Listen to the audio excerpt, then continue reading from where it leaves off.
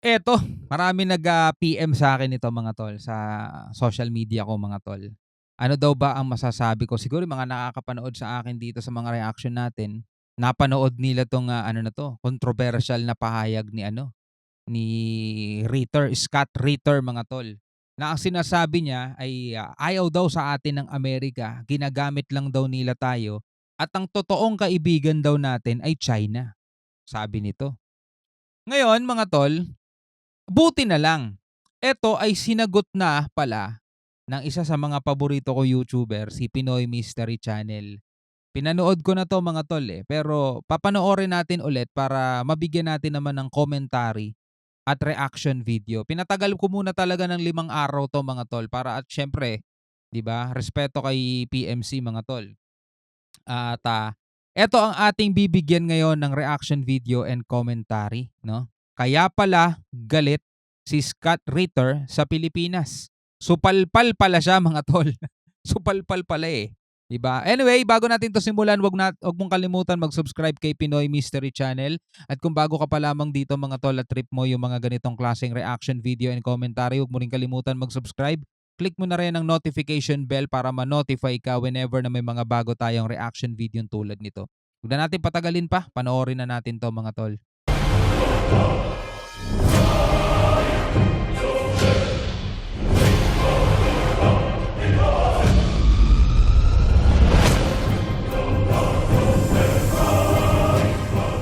Mga pahayag ni John Ritter, dating inspektor ng UN at Marine Intelligence Officer sa Amerika. Kamakailan lang ay nag-viral sa social media ang pinahayag nito noong itinanong hinggil sa giryan na nagaganap ngayon sa West Philippine Sea na ang Pilipinas ay ginagamit lamang ng Estados Unidos. Actually mga tol, palakpakan ng tenga ng mga pro-China rito. Oo, palakpakan talaga tenga nila. Feeling nila nanalo sila sa loto mga tol. Palakpakan ng mga tenga nila nung narinig nila 'tong mga pahayag ni Scott Ritter. Sabi siguro nila, "Ano mga Pinoy, sabi sa inyo, ano asa pa kayo sa US, ganyan-ganyan. Ayaw nyo sa China, China lang talaga kakampi natin." Sabi ng mga pro-China. At ang komunistang China, ang ating kaibigan. Hmm. Marami sa Pinas ang nabulabog at nabahala sa sinabi. At Oo. maraming hindi nakatulog sa nakagugulat na sagot ng dating sundalo. True. Pero siguradong magugulat ka sa malalaman mo na mayroon palang napakalalim na dahilan kung bakit ganito ang pahayag ni Ritter na hindi pa alam ng karamihan. Mayroong mga naniniwala at marami din namang naghihinala. Nagtitinala. Ang tanong, Ano? totoo ba?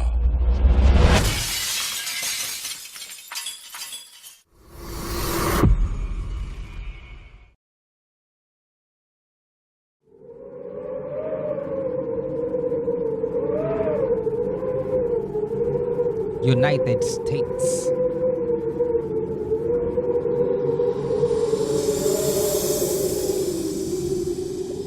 Noong ika-12 buwan ng Hunyo, taong 2024, isang emergency press conference ang naganap sa Washington, D.C. na pinangunahan ng The International Schiller Institute, isang samahang naghahangad ng pagbabago sa lipunan. Itinatag ni Lyndon LaRouche, isang conspiracy theorist na naging puno ng maraming protesta laban sa Estados Unidos noong mga taong 1960s at 70s. Ang Schiller Institute ngayon ay pinangungunahan ng kanyang naiwang asawa. Ayon sa kanilang website, ang misyon ng samahan ay ipaglaban ang mga pagbabago sa geopolitical order ng mundo, isang new paradigm o bagong kaayusan sa politika ng mga bansa. Ito ang sagot ng dating sundalo sa kung ano ang kanyang masasabi sa nagaganap ngayon sa West Philippine Sea. Please understand that for the Filipino people, this is a recipe for disaster. You think America is your friend. So too did the Ukrainian people. And they are dying by the hundreds of thousands. Friends don't let friends die in those quantities. The Ukrainians have been displaced by the tens of millions. Friends don't let friends have their cities destroyed in this manner. Friends don't let friends have families separated, have mothers and children destined to a life of refugee status and perpetual poverty. That's not how friends behave. America has never been the friend of the Ukrainians, and we are not the friends of the Filipinos. Doon muna tayo sa Ukrainian mga tol. Pakinggan nyo yung ano yung magiging paliwanag ni PMC tapos susundan natin. We don't like you. If we did like you, we wouldn't be doing this to you. We are using you. You are a tool, nothing but a tool. And when the tool ceases to be useful, we will discard you. And discard you means usually after a war that devastates. Siguradong maraming Pilipino ang nayinig at marahil nabulabog. Baka may binangungot pa o inatake sa puso Oo. dahil nga naman napakabigat ng mga binanggit. Tapos palakpakan pa mga tenga ng mga pro-China dyan. Siyempre yung mga maramdamin at mahina ang paninindigan sa tama o mali Tama. ay siguradong nalusaw sa ganitong pahayag. Ganun pa man, paano ba natin ito hihimayin at aanalisain ng mabuti? Tama? Marahil mas maigi kung isasantabi muna ng lahat ang kinakampihang politiko o kinaanibang partido. Okay, so kahit na DDS ka man o loyalist, bitawan mo muna yan. Pakinggan mo muna kung ano yung magiging pahayag ni PMC at yung magiging reaction natin mga tol dahil baka meron ka ring reaction at meron ka ring commentary about dito. Dilaw, pula, pink, DDS o loyalist nang sa gayoy maiwasan ang pagkabayas. After all, ang bansang Pilipinas ang pinag-uusapan, hindi politiko. Tama.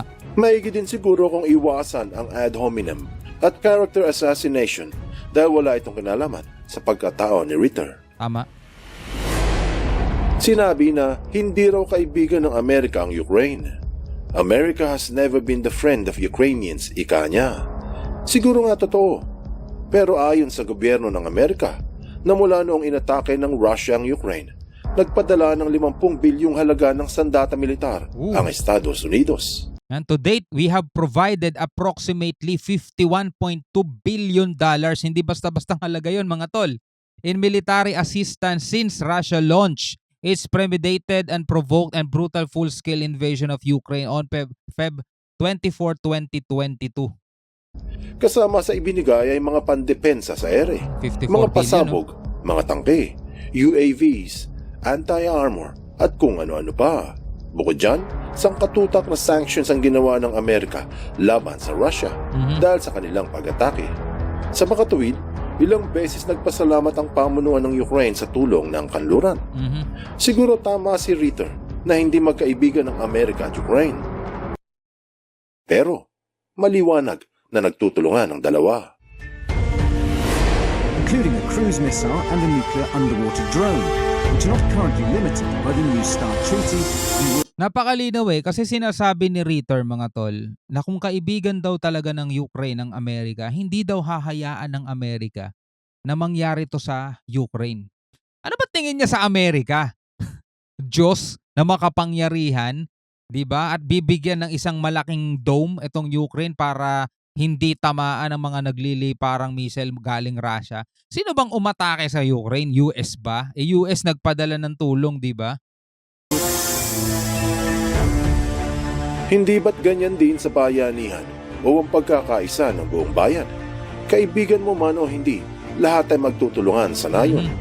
Halimbawa, kung may tumirik na kotse sa gitna ng kalsada, tutulong ang Pilipino sa pagtulak ng sasakyan. Kaibigan mo man ang driver o hindi. Kapag may hinimatay, tutulong ang Pinoy kahit hindi nito kilala. Tama. Iyan ang tunay na Pilipino. May malasakit sa kapwa-tao. Matulungin, kilala man ito o hindi. Sa madaling salita, hindi ibig sabihin na kapag tumulong ka is kaibigan mo talaga o hindi ibig sabihin na kaibigan mo lang dapat bago mo tulungan. 'Di ba? Tama yung binigay dito ni PMC na example. For example na lang talaga dito sa Pilipinas Pag may nakita kang tumatawid, kahit di mo kakilala yan, tutulungan mo, 'di ba? Pag may nakita ka na tirikan ng sasakyan, kahit di mo kilala yan, tutulungan mo. Ganun yun Kaya imbis na insultuhin ni Ritter ang Pilipinas, dapat nga magpasalamat pa siya sa pagtulong natin sa Amerika. Ayon sa AP News ngayon lang Abril 2024, inaprubahan ng US ang karagdagang $95 bilyong na halaga Wow. tulong na sandata sa Ukraine. Magkaibigan man o hindi ang dalawang bansa, ang importante ay nagtutulungan ng dalawa sa panahon ng kagipitan. Pero isa pa sa sinabi ng dating inspektor ang siguradong gumulantang sa ilang Pilipino. Sinabi nito na friends don't let friends die in those Yan. quantities. Ukrainians have been displaced by the tens of millions. Totoo naman na ang tunay na magkaibigan ay hindi hayaang maapi ang bawat isa. Pero ang tanong, sino ba ang tunay na ng api sa Ukraine? Sino ba ang sumalakay? Sino ang nagpaula ng daan-daang pasabog? Nagwasak sa buong bansa? Pumatay ng libu-libong sibilyan at umulila sa maraming bata? Kaya may mga hindi sumang-ayon sa sinabi ni Scott na bakit hindi nito sisihin yung umatake sa Ukraine Tama. imbis na yung mga tumutulong. Tama. Halimbawa, nasaksak ang iyong kumpadre. Sino ang dapat makulong? Ikaw dahil hindi mo napagtanggol ang iyong kasama? O yung Galing. kriminal na halang ang kaluluwa? Galing ng paliwanag ni PMC rito. Diba? Napakahusay mga tol. Napakahusay na pagpapaliwanag. Bakit mo sisisihin yung tumutulong, nagbibigay ng bilyon-bilyong halaga pang assistance? Bakit yun ang sisisihin mo na sasabihin mo hindi tunay na kaibigan kasi hinayaan na marami ang masawi? Bakit hindi niya sisihin yung umaatake kaya maraming nasasawi?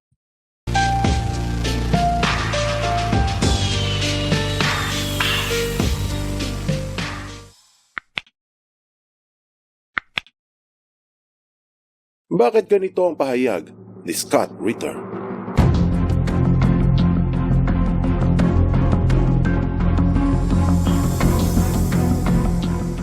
Ang pasabog ay nagpaiyak sa ilang Pilipino na ginagamit lang tayo ng mga Amerikano. Ang tugon dito dapat ay, tell us something we don't know. Alam naman ng buong mundo na mahilig manggamit ang Amerika. Tama. Siyempre alam niya yan dahil Amerikano siya. Kumbaga, the apple does not fall far from the tree. O kung ano ang puno, yun din ang prutas. Saka normal lang ang gamitan. Normal lang ang gamitan. Mamaya marami tayong bibigay na example. Mukhang huli na sa balita itong si Scott. Pero, maliban na gamitin ng iba ang iyong kakayahan, o gamitin mo ang kakayahan ng iba sa ikabubuti, yung dalawa. Dito pumapasok ang tinaguriang symbiotic relationship na nagaganap sa kalikasan. Ito ang paggamit ng isang hayop sa ibang species upang makaligtas sa kapahamakan, upang makasurvive. Yeah. Katulad ito ng pistol shrimp at goby fish. Medyo malabo ang mata ng hipon pero magaling magukay. Kaya ginagamit nito ang isda na matalas ang mata para makita kung may peligrong darating. Nice. Pero hindi marunong magukay ang isda. Ginagamit ng bawat isa ang kakayahan ng kabila upang mabuhay silang pareho. Iyan ang mutual benefits. Hindi ba ganyan din sa negosyo? Tama. Naggagamitan ng koneksyon ang mga business partners. Sa pamilya, madalas ang hiraman. Sa fraternity, merong arburan. Hindi ba ganyan din sa content creator ng YouTube? Gagamitin ng platform. Tapos, gagamitin naman ng YouTube ang video para lagyan ng ads. At hati sa kikitain. Oh, normal din kung ikaw ay nagtatrabaho, for example mga tol sa Grab, 'di ba? Sa mga Lalamove, Move It. Yung kumpanya mga tol, walang mga motor 'yan. 'Di ba? Ang ginawa nila, yung platform nila, nag-hire sila ng maraming driver at yung mga driver na 'yon gagamitin naman yung platform nung kumpanya mga tol para makakuha sila ng i-deliveran nila, para makakuha sila ng isasakay nila. 'Di ba? Tapos yung platform naman mga tol, gagamitin niya yung mga rider para maibigay yung serbisyo doon sa kanilang mga customer. 'Di ba? Pag nagbayad yung customer, hati ngayon sila doon sa kikitain mga tol. O ganun din mga tol, sa halimbawa sa kumpanya. Hindi ka marunong gumawa ng sapatos, eh di kumuha ka ng gagawa ng sapatos. Yung gumagawa ng sapatos, gagamitin ka syempre sa yung negosyo mo para makagawa siya ng maraming sapatos at kumita siya. At ikaw naman, gagamitin mo yung gumagawa ng sapatos para makagawa ng maraming sapatos at marami ka maibibenta. Yung mutual benefits nga kung tawagin mga tol. At sa buong mundo, umiiral yun. Diba? Ganon din dito sa mga bansa-bansa. Maliwanag na hindi ito labag sa batas. Ito ay mutual benefits. Kung gagamitin ng Amerika ang lupa ng Pilipinas upang magtayo ng EDCA sites, nararapat lang na bigyan tayo ng kapalit, tulong, laban sa mga inchik, Tama. para parehong may benepisyo. Mababawi natin ang karagatang nasasakupan at mababawasan ang peligro ng Amerika. Ito yung political symbiosis. Ang hindi maganda ay nilagyan ng masamang tono ang salitang ginagamit. Pero reality check, lahat tayo ay nanggagamit. Tama. Mukhang medyo malaki lang ang galit ni Scott sa kanyang bansa. Siguro may kinalaman ito sa ibinalita ng Press TV ng Iran na noong 3 ng Hunyo, kinumpiska ng Estados Unidos ang pasaporte ni John Ritter upang hindi ito makalipad sa Russia. Kaya pala matalas ang salita matapos ang ilang araw. Kaya pala galit na galit at talagang sinisira na niya yung ugnayan, yung pagkakaibigan ng Amerika at Pilipinas. Kasi ang ginagawa niya mga tal sa mga pahayag niya, sinisira niya yung tiwala ng mga Pilipino sa Amerika. Kung na kayo maniwala sa Amerika, ginagamit lang kayo ng Amerika mga tol. Kasi nga bad trip siya sa bansa niya. Nagpahayag din ito hinggil sa China. End of story. It's high time the Filipino people pressure their government to start sitting down and engaging the Chinese government responsibly. China is not your enemy. China is your neighbor. China is your friend. China doesn't want war. And if you would engage China in continue to behave as colonial subjects, and I know that's a sore subject in the Philippines because you were the colonial subjects of America. We still view you as our colonial subjects. We don't like you, we don't care about you, we just want to use you. Huwag ka naman damay. Dadamay ka pa eh. Grow up. Grow up and act responsibly. Take control of your own future. America is not here to help you. America is here only to use you until there's nothing left, and then we will discard you on the trash heap of history. Huwag ka naman damay. Marahil tama ang sinabi ni Scott na kapitbahay at kaibigan natin ng China. Pero isang traidor na kaibigan dahil sa pang-aabuso nito sa ating Coast Guard at pangahagaw sa ating EEZ. Hindi ba't dati ring magkaibigan si David at si Haring Saul? Pero pinagtangkaan ni Saul ang buhay ni David. Sinabi pa na China does not want war. Gusto lang i-water cannon ng Coast Guard ng Pinas, itapon ang pagkain ng mga sundalo sa Sierra Madre at gustong sakupin ang Taiwan. Tama siguro. Bukod sa balahurang kapitbahay, traidor na kaibigan Ayaw ng gera. Ang gusto lang sakupin tayo. ang China. Sinabi pa ni Scott sa mga Pilipino na grow up o magpakatanda kayo, mag-mature. Mukhang ginawa pang bata ang Pilipinas. Alam ba niya na naitaguyod ang bansang Pilipinas taong 1500s pa? Kumpara sa Estados Unidos na naitaguyod taong 1770s lang. Ibig sabihin, 2 na rang taon ang tanda natin sa mga Amerikano. Kaya sila dapat ang magpakatanda. Sila Napag-iwanan lang dapat ang talaga. mag-grow up at mag-mature dahil puro gulo ang hanap nila. Ipapamukha pa na colonial subjects lang daw tayo ng Amerika. Kung matino ang isip ng isa, hindi ba dapat ay humingi siya ng paumanhin sa pananakop sa ating bansa, imbis na ipamukha sa atin ito? Tama. Kung may galit ka sa iyong bansa, problema niyong dalawa yan at huwag ka nang mandamay pa. Alam ng mga Pilipino ang ginagawa nila sa WPS. Ginagamit natin ang kakayahan ng Amerika upang itaboy ang China. Tama. Anong aral ang Malinaw. mapupulot dito? Maraming Pilipino ang nayinig sa mga sinambit ng dating inspektor. Kesyo hindi tayo gusto ng Amerika at ginagamit lamang ang bansa. Kesyo China raw ay ating kaibigan dahil ayaw ng China ng gyera. Subalit kung susuriin ng matalim na pahayag, tila mula ito sa matinding hinanakit sa kanyang bansa. Walang pinagkaiba yan mga tol sa mga pro-Chinang nandirito. Pilipino pa man din sila pero galit sila sa bansa nila mga tol. At sinasabi nilang, yung iba nga nagsasabi yung mga sundalo talaga natin nagpo-provoke sa mga inchik. Di ba may mga ganun mga tol? Walang pinagkaiba yan sa sinasabi nito ni Ritter mga tol. Di ba? Actually mga tol, totoo yung sinabi ni PMC. Kung ginagamit ng Amerika ang Pilipinas sa kanilang sariling agenda, for example, gusto nilang tapatan talaga China, kaya inilalapit nila yung sandatahan nila dito sa China para madali silang makaresponde. Ginagamit nilang Pilipinas dahil pinakamalapit sa Taiwan.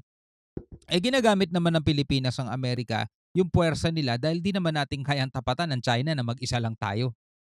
'Di ba ginagamit natin yung lakas nila, gamitan, 'di ba? At marami na tayong binigay na example kanina. Halimbawa na lang sa artist at manager. 'Di ba yung manager ginagamit niya yung artist niya, yung talent ng artist niya, yung ganda ng artist niya, ginagamit niya, inilalakad niya sa lahat ng mga ano, sa lahat ng mga projects, sa mga shows, sa mga commercial, sa mga movie, teleserye, ginagamit niya. Ang balik nun kikita siya, 'di ba? O yung artist naman, anong ginagamit niya dun sa manager? Ginagamit niya ngayon yung manager niya bilang ano, power of connection dahil yung manager niya maraming connection, eh. So yung manager niya humahanap sa kanya ng mga projects, ng mga shows, talents, ang purpose nun para sumikat siya at para kumita siya. So pareho silang nagbe-benefit, 'di ba? Yung manager at yung talent. So ganun din mga tol, eh, sa lahat ng mga bagay, eh. Kaya yung sinasabi nito ni Ritter, kung mahinang klaseng Pilipino ka at pro-China ka naman talaga, papalakpak talaga tenga mo, eh. Anyway, bago tayo magtapos, puwede kang mag-comment sa ibaba at puwede kang, magbigay ng iyong saloobin at ng iyong opinyon. Huwag mong kalimutan mag-subscribe kay PMC at dito na rin sa ating YouTube channel. Hanggang sa muli, ako nga pala si Shobal D. Peace out.